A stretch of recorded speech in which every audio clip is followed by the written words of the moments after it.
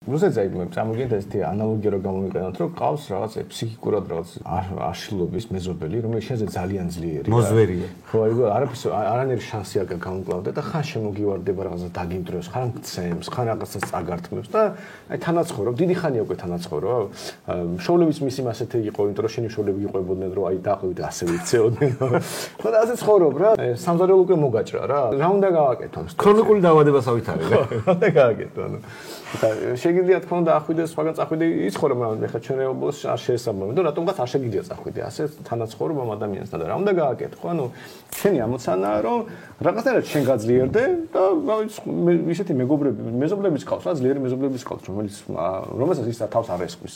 რომელიც თუ აქ იქეთ სემენ შენ გაჩვენებს პროსტა.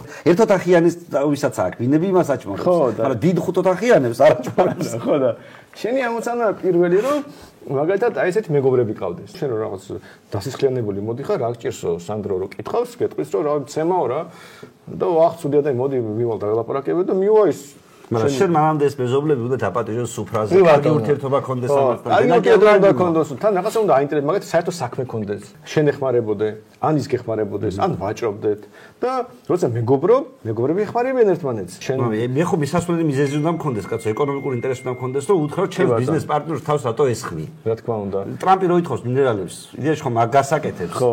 და შენ ამის ნაცვლად რომ მაგალითად იმ ხას ლანძღავს სხვა მეზობლებს.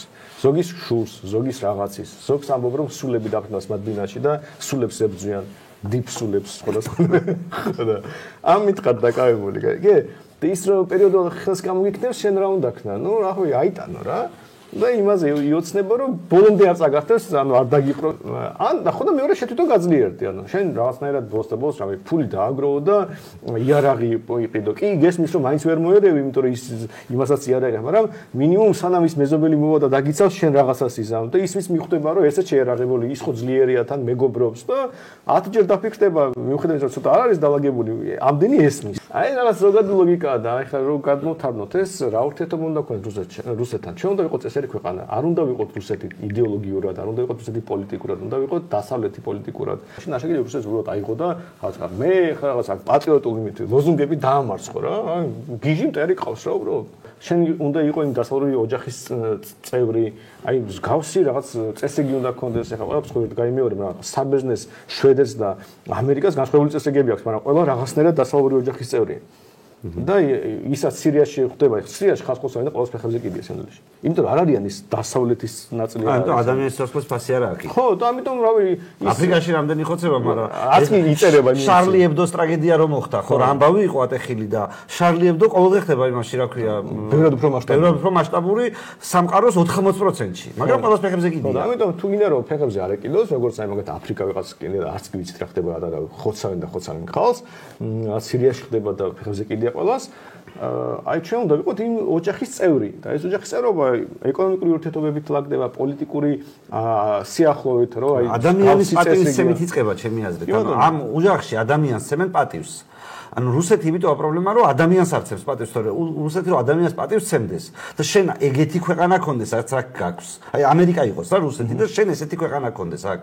აი შენ ხო იტყვი რომ თქვენ გიჟები ხო არა ხართო, მოდი მიგვიღეთ 51 შტატადო, ხო იტყვი, იმიტომ რომ 30 წლის განმავლობაში თუ არაფერი არ გამოგდის. აი ეს რაღაცა საგიჟეთი ხდება აქ. არჩევნები არ გაქვს, სასამართლო არ გაქვს, პოლიტიკურები ყავს, ეს ყავს და იქით ამერიკა გაქვს. სადაც ადამიანის უფლებას პატივს ცემენ, რავი, მანქანებს აკეთებენ, ამას აკეთებენ. შენ გაქვს, რა ვიცი, მთლიანში და პროდუქტი, რა ვიცი, $10,000 რეალური და იმას აქვს $60,000. ანუ შენი მოსახლეობა ხო ამას არ მოითმენს. ანუ ან შენ ვერ გააგზელებ ამ ქვეყნის მართვას.